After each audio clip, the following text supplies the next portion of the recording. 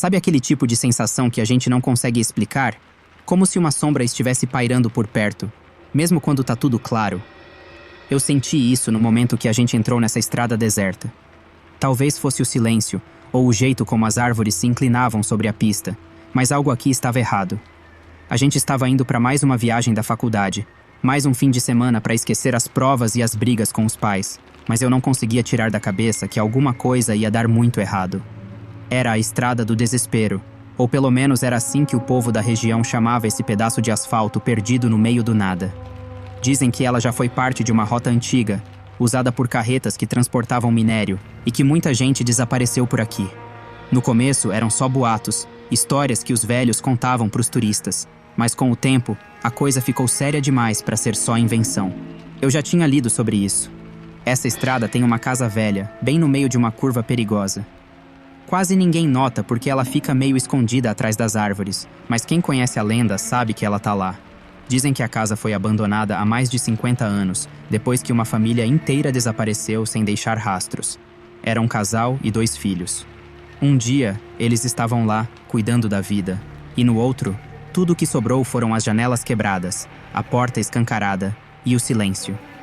A polícia nunca encontrou nada, nem corpos, nem sinais de luta. Só o vazio. E aí, as histórias começaram a surgir. Falam que o lugar tá amaldiçoado, que o espírito da mulher que morava lá ainda ronda a casa, procurando pela família dela. Mas não é um espírito qualquer. É uma entidade. Algo que não é nem humano, nem fantasma. Algo que não pertence a esse mundo. E ela não quer ajuda. Ela quer companhia. Eu olhei pro pessoal do ônibus e eles estavam na maior animação, rindo, ouvindo música alta, sem fazer ideia do que estava à espreita nessa estrada. Eu sabia que ninguém ia acreditar se eu contasse a história, mas alguma coisa em mim me empurrou a falar. Eu queria que eles entendessem o perigo, ou pelo menos ficassem alertas. Mas sabe como é, né? Jovens nunca acreditam nessas coisas. Então, eu levantei do meu assento e comecei a falar. Vocês já ouviram a história da Estrada do Desespero? Eles me olharam como se eu fosse maluco, mas continuei mesmo assim. Contei sobre a casa, sobre a família desaparecida e a entidade que nunca deixa ninguém passar em paz. Era engraçado ver as reações deles.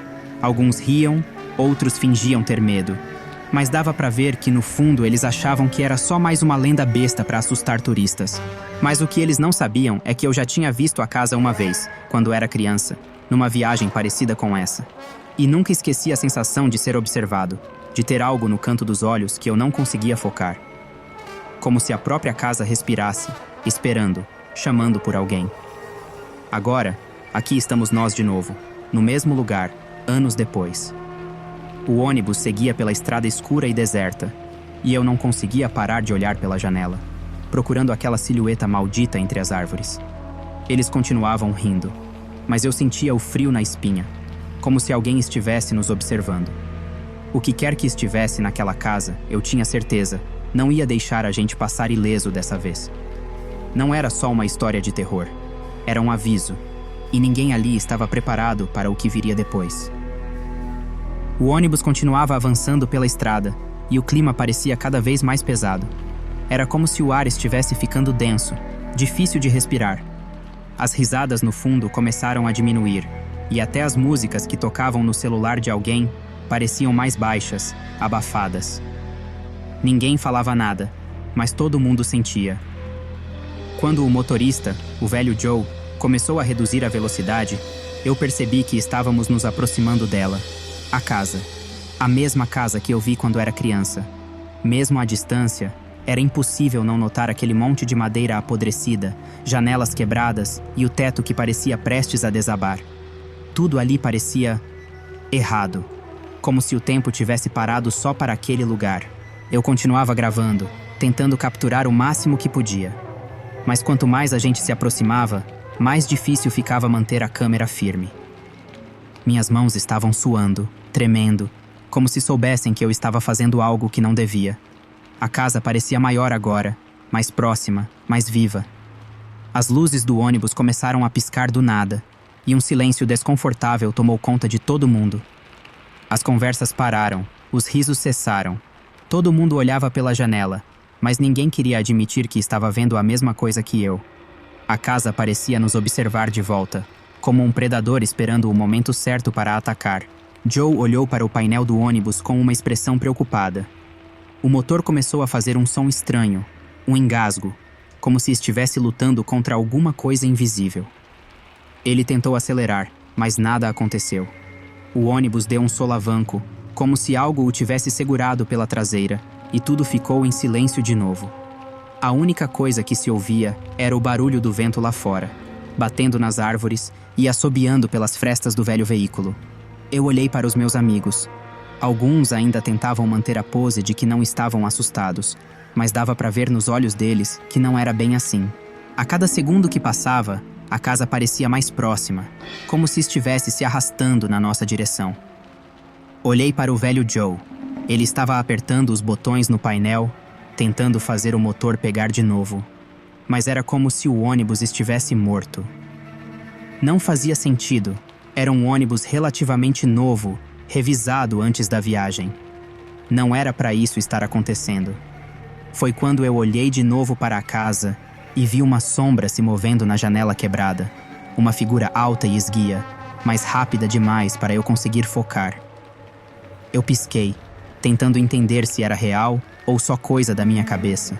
Mas no fundo eu sabia. Aquilo não era imaginação. Joe, o que está acontecendo? Perguntou Emily, uma das garotas sentadas na frente. Ela tentava manter a calma, mas a voz tremia. Joe balançou a cabeça, ainda sem saber o que responder. As luzes internas do ônibus piscavam sem parar, criando sombras bizarras nas paredes. Cada piscada era como um flash de um filme de terror, e eu sentia o pânico começando a tomar conta de todos ali dentro. Tentei lembrar do que eu sabia sobre a lenda, de todos os detalhes que eu tinha lido nas páginas de blogs obscuros e fóruns de internet. Diziam que a casa se alimentava de medo, que a entidade que vivia lá não deixava ninguém sair facilmente. A sensação de estar sendo observado ficou mais intensa. Eu me virei para a janela de novo, e dessa vez não era só uma figura. Parecia ter mais de uma sombra lá dentro, como se a casa estivesse cheia de olhos nos espreitando. Ninguém ousava sair do ônibus, mas a cada segundo que passava, ficava claro que a gente estava preso. Joe deu um último suspiro frustrado e desligou o motor, jogando as mãos na cabeça. Eu não sei o que aconteceu, isso nunca aconteceu antes, ele disse, com uma voz que parecia mais velha do que nunca. Eu continuei observando a casa e, de repente, senti um arrepio que me fez virar o rosto. Foi quando eu entendi que aquilo era só o começo. A estrada, a casa, o motor quebrado. Não era coincidência. Algo ou alguém queria a gente ali. E pela primeira vez, eu percebi que talvez não fosse só uma lenda. Talvez a estrada realmente estivesse nos prendendo. O medo estava crescendo, e o silêncio só piorava tudo. Era como se a própria noite estivesse esperando o momento certo para engolir a gente inteiro. Todo mundo começou a sair do ônibus, impacientes e nervosos, mas fingindo que não tinham medo. Eles tentavam agir como se fosse só um problema técnico qualquer, um contratempo de viagem. Mas eu sabia que não era. A cada passo que a gente dava para fora, a sensação de ser observado ficava mais forte, como se a própria escuridão estivesse nos cercando. O vento ficou mais frio, e uma neblina fina começou a se espalhar pelo chão, rastejando entre as árvores e chegando até nossos pés. Eu continuei gravando, mais por instinto do que por coragem, porque algo dentro de mim queria ter certeza de que aquilo era real, e não só uma peça pregada pela minha mente. Olhei ao redor e vi meus amigos andando em círculos, tentando achar sinal no celular, discutindo sobre o que fazer.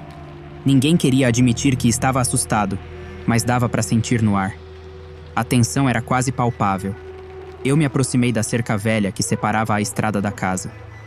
O ar ali parecia mais denso, mais pesado, como se fosse difícil respirar. Eu podia jurar que ouvi um som baixinho, um sussurro, como um chamado vindo de dentro da casa. Me aproximei mais, tentando enxergar melhor, e foi quando vi algo. Uma figura esguia, encurvada, com olhos que brilhavam no escuro.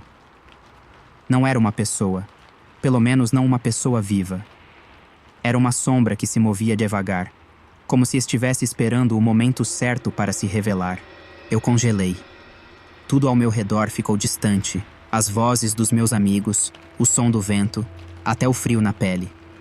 Tudo se misturava em um só ruído abafado. A sombra parecia me encarar, me estudando, tentando decidir o que fazer comigo. Eu queria gritar, avisar todo mundo, mas era como se minha voz tivesse sumido. Foi então que, num piscar de olhos, a figura desapareceu, como se nunca tivesse estado lá. Mas eu sabia que era real. Eu sabia que não estava imaginando. Olhei para trás e meus amigos continuavam ali, alheios ao que tinha acabado de acontecer. "Jake, o que você tá olhando?" perguntou Mike, um dos meus amigos mais próximos. Ele estava tentando fazer piada, mas a preocupação no rosto dele era evidente. Eu só conseguia apontar para a casa sem saber o que dizer. "Você viu alguma coisa?" insistiu Mike, mas eu não consegui responder.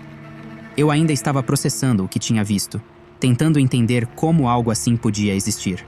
Enquanto isso, Joe, o motorista, continuava mexendo no motor, mas parecia cada vez mais frustrado.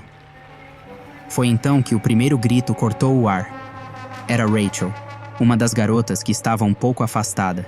Ela se virou de repente, os olhos arregalados e o rosto pálido. "Tem alguma coisa me seguindo", ela gritou, e todos correram na direção dela. Mas não tinha nada lá, só a neblina e o silêncio. Rachel tremia, segurando o braço como se tivesse sido tocada por algo gelado. "Eu juro, tinha alguém aqui, bem atrás de mim", ela repetia, mas ninguém via nada. A essa altura, ninguém mais conseguia manter a pose de que estava tudo bem. Cada um de nós começou a sentir. Não era só medo, era uma presença, algo que nos rodeava, que se movia entre nós sem ser visto. Eu olhei para a casa de novo, e agora ela parecia mais próxima, como se estivesse se arrastando devagar, puxada por uma força invisível. Era como se a estrada inteira estivesse viva, tentando nos engolir. Meu coração batia tão rápido que eu podia ouvir o som ecoando nos meus ouvidos. Tudo ao redor parecia se distorcer, e de repente eu senti um puxão no meu casaco. Virei rápido, mas de novo, não tinha ninguém ali. O vento assobiava, trazendo mais neblina que envolvia a gente como uma cortina espessa, separando o grupo. Cada um se movia lentamente, olhando ao redor, esperando que algo saísse da escuridão. E eu sabia que não ia demorar muito. A casa, a estrada, a própria noite. Tudo ali parecia querer a mesma coisa: nos prender. Eu me senti impotente, e pela primeira vez, percebi que a gente estava completamente à mercê daquilo que rondava por ali. Não era só uma história de terror, era real, e a gente estava exatamente onde a entidade queria. O silêncio só aumentava o medo. Parecia que cada segundo que passava deixava a gente mais perto de algo que não conseguíamos ver, mas que sabíamos estar ali, espreitando. Joe ainda estava tentando fazer o motor do ônibus pegar, mas o som que vinha do motor era como um lamento, um gemido de algo que estava quebrado por dentro. A neblina já cobria tudo, uma cortina espessa e fria que nos isolava do resto do mundo. O vento soprava gelado, trazendo sussurros que ninguém conseguia entender, mas que pareciam vir de todas as direções. E aí, de repente, algo mudou. O ar ficou mais pesado, quase como se fosse difícil de respirar, e um frio estranho subiu pela minha espinha. Eu olhei para o grupo e percebi que todos tinham parado de se mexer. Eles olhavam em volta, tentando entender de onde vinha aquela sensação. E foi aí que tudo aconteceu rápido demais. Primeiro, foi o som. Um arranhado, como unhas raspando na lataria do ônibus. Todos se viraram ao mesmo tempo, mas não havia nada ali. Mas a coisa continuou, movendo-se em círculos, sempre no limite da nossa visão, como se estivesse brincando com a gente. Foi quando Gustavo começou a gritar. Ele estava mais afastado, perto da traseira do ônibus, e dava para ver o pânico nos olhos dele. Ele se debateu, como se algo invisível estivesse o segurando. Gustavo tentava se soltar, puxando os braços com força, mas era como se uma mão gelada o estivesse arrastando em direção à casa. A gente correu na direção dele, mas era difícil entender o que estava acontecendo. Eu vi o olhar dele. Puro terror. Ele estava sendo puxado por uma força que ninguém mais podia ver. Parecia que algo o segurava firme, e ele se arrastava pelo chão, lutando contra algo que não tinha forma. Me solta! Me solta! Gustavo gritava, e o desespero na voz dele era real. Eu nunca tinha visto ele daquele jeito. A gente conseguiu agarrar ele antes que chegasse mais perto da casa, mas foi uma briga difícil. Era como se algo estivesse tentando arrancar ele da nossa mão. Quando finalmente conseguimos puxá-lo para longe, ele estava suado, ofegante, os olhos arregalados, e as mãos tremiam como se tivessem tocado gelo. Gustavo olhou para nós, e a única coisa que conseguiu dizer foi: ela estava lá. Ela tentou me levar. Ninguém sabia o que fazer. Rachel começou a chorar, e Mike tentava acalmar todo mundo, mas a verdade é que ninguém mais conseguia fingir que estava tudo bem. Todo mundo tinha visto o que tinha acabado de acontecer. Algo estava ali com a gente, algo que não dava para ver, mas que tinha força para arrancar um de nós como se fosse um brinquedo. Olhei de novo para a casa, e agora eu podia sentir o peso do olhar da entidade. A escuridão parecia se mover, dançando ao redor dela como uma sombra viva. A gente se reuniu perto do ônibus, todo mundo com os olhos fixos na casa. Joe estava pálido, as mãos ainda sujas de graxa enquanto tentava ligar o motor de novo, sem sucesso. Isso não é normal. Isso não é só um problema mecânico, ele murmurou, como se estivesse falando mais para si mesmo do que para os outros. Cada vez que o motor engasgava e morria, era como se o tempo estivesse se esgotando. E agora, com Gustavo ainda tremendo de medo, todos sabiam que a história que eu tinha contado não era só uma lenda. A estrada tinha vida própria, e a entidade não ia nos deixar ir embora tão fácil. A noite ficou ainda mais escura, e a sensação de ser observado nunca foi tão forte. Eu sabia que a gente estava cercado, preso em uma armadilha que não tinha como escapar. A entidade queria brincar, queria ver a gente se desesperar. E cada vez que um de nós olhava para a casa, parecia que ela se movia um pouco mais, avançando lentamente, puxando a escuridão junto. Era como se a estrada fosse um campo de caça, e a gente, a presa perfeita. Nada mais parecia fazer sentido, e o pânico começava a se espalhar. A cada minuto que passava, a gente tinha menos tempo, e a sensação de que algo terrível estava para acontecer só aumentava. Não era mais uma questão de sobreviver à lenda. Agora, era sobreviver à própria estrada. O vento gelado continuava soprando, e a neblina ficava mais densa, como se tivesse vida própria. Era como se ela se movesse de propósito, nos separando, nos empurrando para longe do ônibus, mais perto daquela casa maldita. O ar estava carregado, denso, e eu conseguia sentir uma pressão nos ouvidos, como se estivéssemos embaixo d'água. O desespero começava a tomar conta de todo mundo. Eu olhava para os rostos dos meus amigos e via o pânico crescendo. Estávamos completamente perdidos, sem saída, presos naquele lugar que parecia cada vez mais vivo, mais faminto. E foi então que eu vi. Primeiro, era só uma sombra que se destacava contra a parede da casa, mas não demorou muito para ela ganhar forma. Era alta, esguia, com movimentos lentos e precisos, como se tivesse todo o tempo do mundo. A entidade apareceu, se revelando aos poucos na penumbra, como se quisesse que a gente visse exatamente o que estava por trás da lenda. Ela era mais alta do que qualquer um de nós, com um corpo encurvado, vestida de sombras que pareciam se mexer. O rosto. Meu Deus, o rosto era uma mistura de traços humanos e algo que não era deste mundo. Os olhos brilhavam com uma luz amarelada, como se fossem duas chamas fracas, e o sorriso. O sorriso era o pior de tudo, largo e cheio de dentes que pareciam feitos para rasgar. Eu congelei. Tudo o que eu tinha lido sobre aquela estrada, sobre a casa, sobre a entidade, parecia tão real naquele momento que era difícil acreditar que eu estava vivendo aquilo. A entidade não precisava correr ou gritar. A presença dela era como um peso, uma pressão constante na nossa mente, nos fazendo sentir pequenos e vulneráveis. Era como se ela tivesse esperado por anos, décadas, para ter um grupo de tolos como nós ao seu alcance. Ela dava passos lentos, mas cada um deles parecia encurtar a distância entre a gente e o fim. Mike gritou para todos correrem, mas as pernas de ninguém se mexiam. Era como se estivéssemos presos no chão, enraizados pelo medo. A entidade parou a poucos metros de nós, e eu podia sentir o frio emanando dela, um frio que entrava nos ossos e paralisava.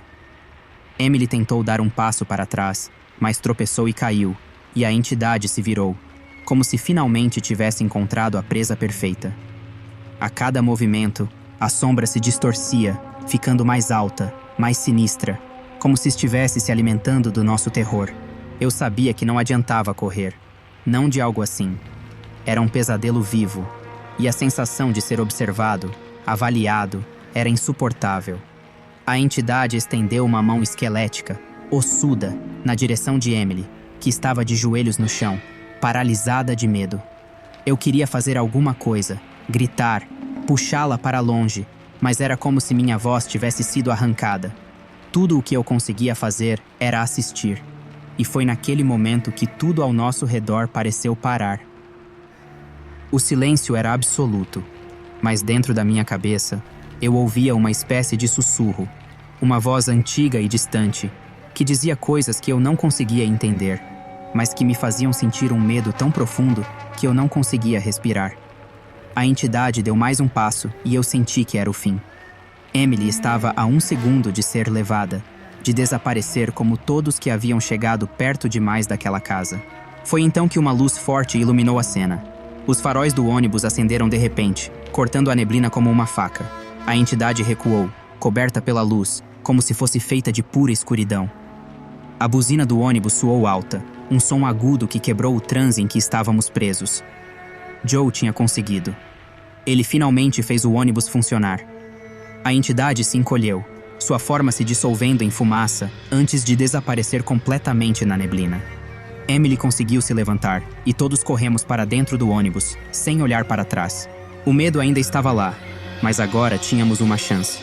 As portas se fecharam com um baque e o motor rugiu com uma força desesperada, como se o próprio veículo quisesse fugir daquele lugar amaldiçoado. Eu olhei para a casa uma última vez e juro que vi aqueles olhos brilhando na janela, observando enquanto o ônibus acelerava. Sabíamos que aquilo não era uma vitória, apenas uma fuga temporária, mas era o suficiente para nos manter vivos, pelo menos por enquanto.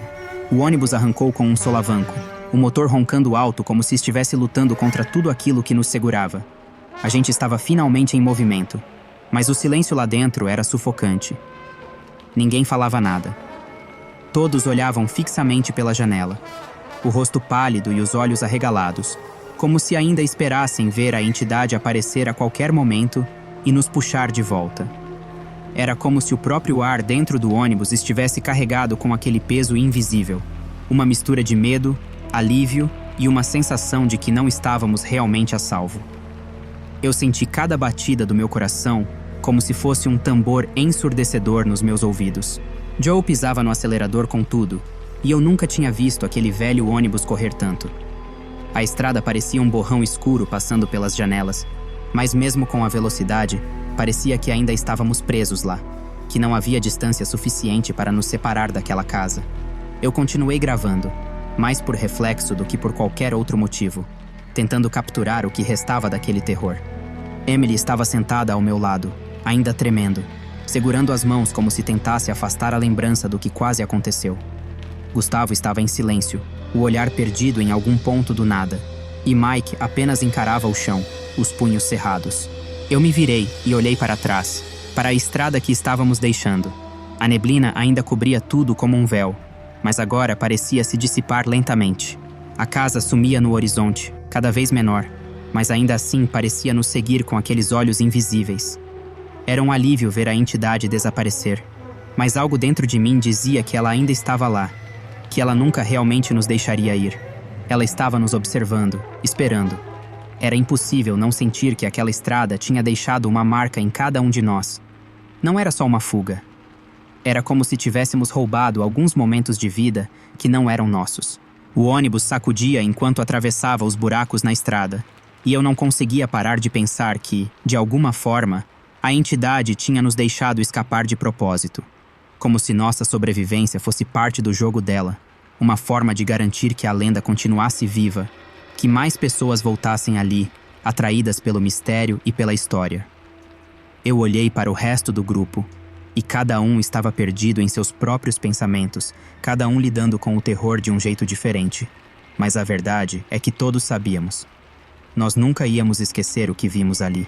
Joe, o motorista, olhou pelo retrovisor e encontrou meu olhar. Era como se ele quisesse dizer alguma coisa, mas no último segundo, ele só balançou a cabeça, resignado. Ninguém tinha palavras para o que aconteceu. Era um tipo de medo que não se contava para os outros. Era o tipo de coisa que, mesmo se a gente tentasse explicar, ninguém acreditaria. Eu voltei a olhar pela janela, vendo as árvores passarem rápido, mas minha mente ainda estava presa naquela casa, naqueles olhos que pareciam chamar a gente de volta. O ônibus começou a sair da estrada do desespero, e o asfalto voltou a ficar liso, sem buracos, sem sombras. Mas a sensação de que algo nos acompanhava ainda estava lá. Eu continuei gravando até o último segundo, capturando a estrada desaparecendo na escuridão. Eu sabia que, mais cedo ou mais tarde, alguém encontraria aquela filmagem. E talvez então eles entendessem. Talvez percebessem que algumas lendas são mais do que só histórias. Elas são avisos. Elas são portas para coisas que não deveriam existir, mas que continuam esperando por aqueles corajosos, ou burros o suficiente, para se aproximarem demais. Pat,